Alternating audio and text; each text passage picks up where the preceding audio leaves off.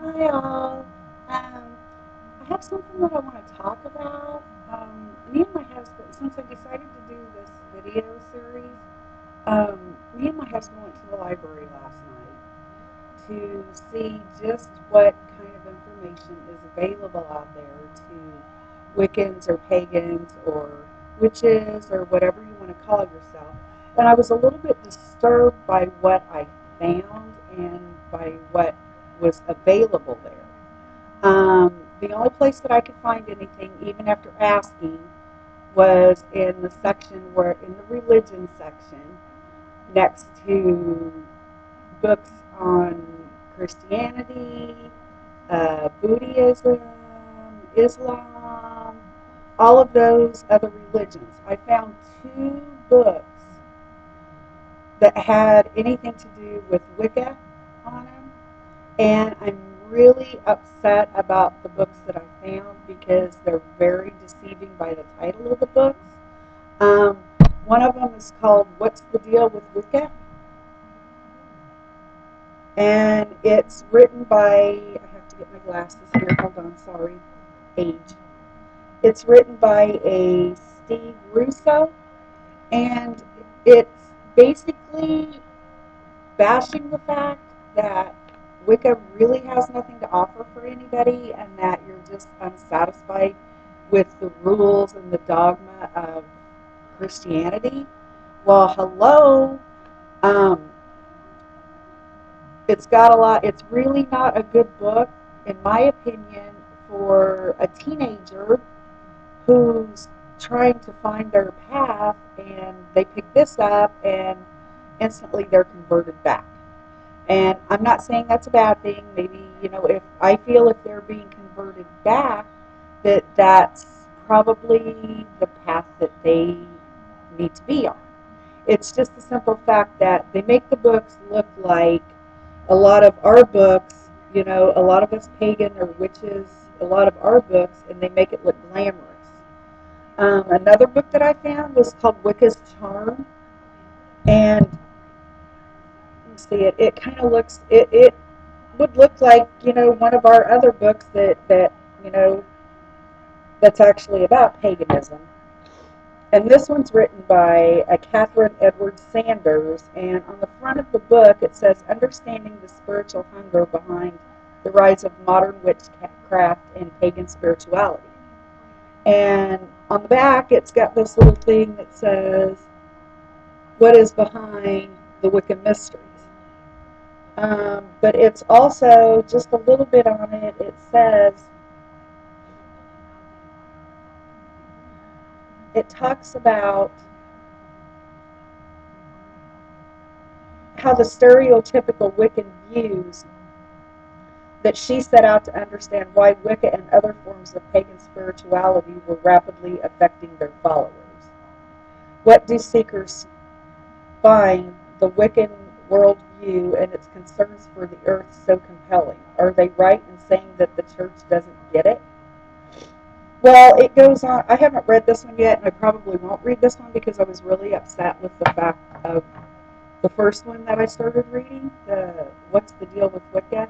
But these two books here, stay away from unless you absolutely are confused, um, because it does a lot of bashing on the religion itself. These are going to go back, excuse me, catching a cold. Um, I asked the librarian, you know, where can I find some books on Wicca? And I myself don't really need them because I have a library of over probably 500. I'm a book collector. Um, I travel to all kinds of festivals. I have a lot of the author signatures in the book. It's just a passion of mine is reading.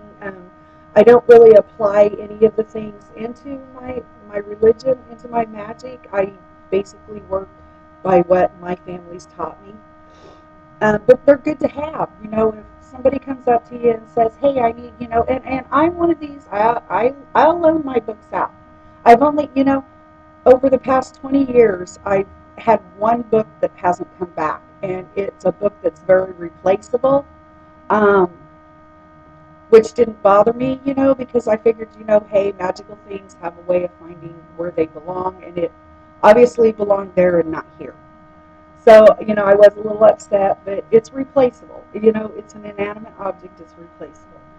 Um, I asked, but back to what I was saying, I asked the librarian, where's your books on Wicca? The teaching books on Wicca.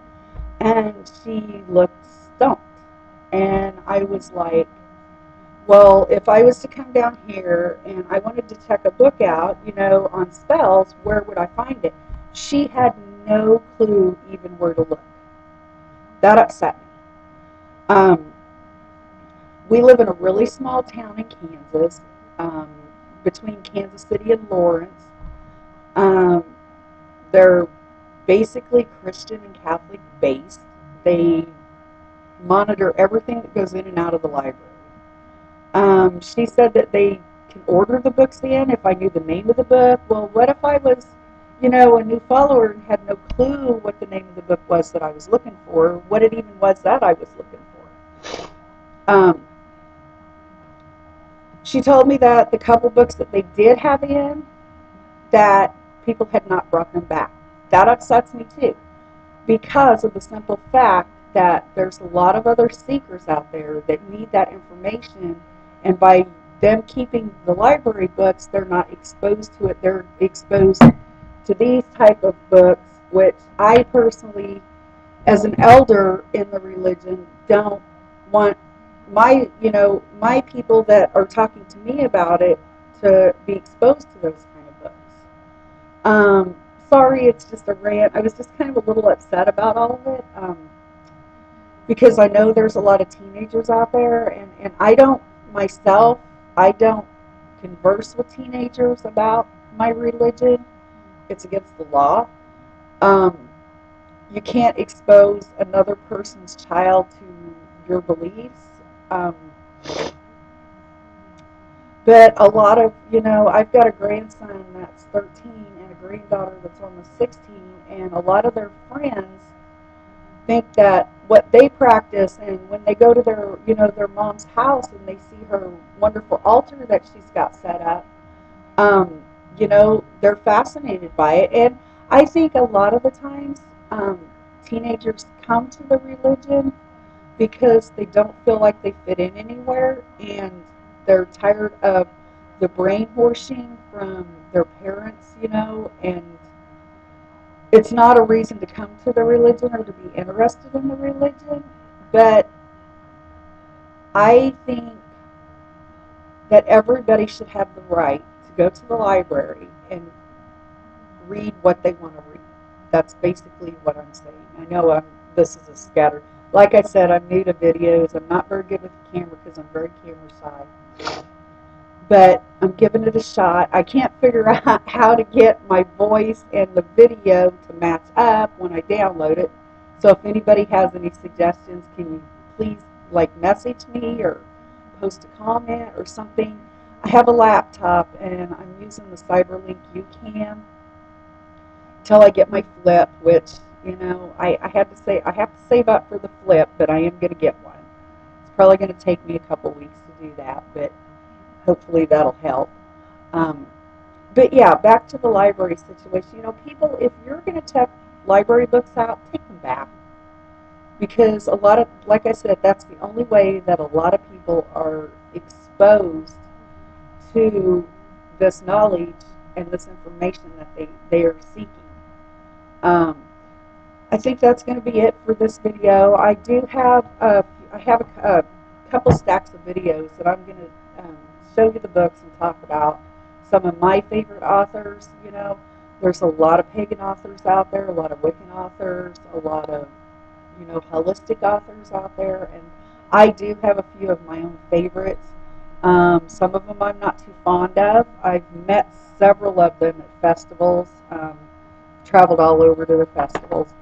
Um, Met several of them. Some of them I like, some of them I don't. But that's what this is all about. Is we take this and make this what we want to make it. We get out. Each individual gets out of Wicca or paganism or witchcraft or whatever what they get out of it, and that's what I'm so fond of it for, is because of that. Okay, well, I think that's all for right now.